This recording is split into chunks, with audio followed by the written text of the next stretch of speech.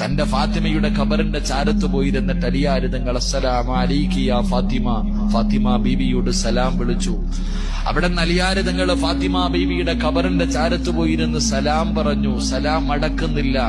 അലിയാർ തങ്ങൾ ചോദിച്ചു, ഫാത്തിമ എന്നോട് പിണങ്ങിയോ ഫാത്തിമ? എന്തേ നീ എന്റെ സലാം അടക്കാത്തത്?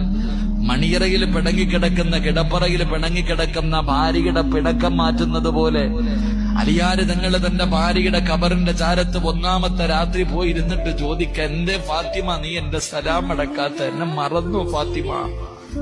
വീണ്ടും സലാം പറഞ്ഞു. സലാം അടക്കണില്ല. അലിയാർ തങ്ങൾ ചോദിക്ക, എന്തേ നീ എന്നോട് പിണങ്ങേ?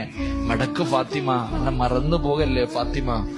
രണ്ടാമതും സലാം പറഞ്ഞിട്ട് മടക്കാതെ വന്നപ്പോ അലിയാർ തങ്ങൾ ഫാത്തിമ ബീവിയുടെ ഖബറിന്റെ മുകളിൽ കൈവച്ചിട്ട് ആ ഖബറിനോട് ചോദിച്ചു, അലിയാർ തങ്ങൾ ഖബറെ, എന്റെ ഫാത്തിമയുടെ വിശേഷമെന്താ?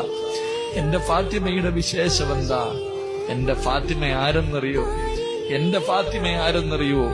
കല്യാണത്തിന്റെ ഒന്നാമത്തെ രാത്രി മണിയറയ്ക്ക് കത്തിച്ചിരിക്കുന്ന മുഖത്തോടെ കേറി വന്ന എന്നോട് ഖബറിനെ കുറിച്ച്, ഖബറിന്റെ ഏകാന്തതയെക്കുറിച്ച്, ഖബറിന്റെ ഞെരുക്കത്തെക്കുറിച്ച്, ഖബറിന്റെ അദാബിനെ കുറിച്ച് എനിക്ക് പറഞ്ഞു തന്നവളാ എന്റെ ഭാര്യ. എന്റെ മണിയറയിലിരുത്തിയിട്ട് ഈ മണ്ണറ മണിയറയാക്കാൻ മുസല്ല വിരിച്ചിട്ട് നിസ്കരിപ്പിച്ചവളാ ഫാത്തിമ.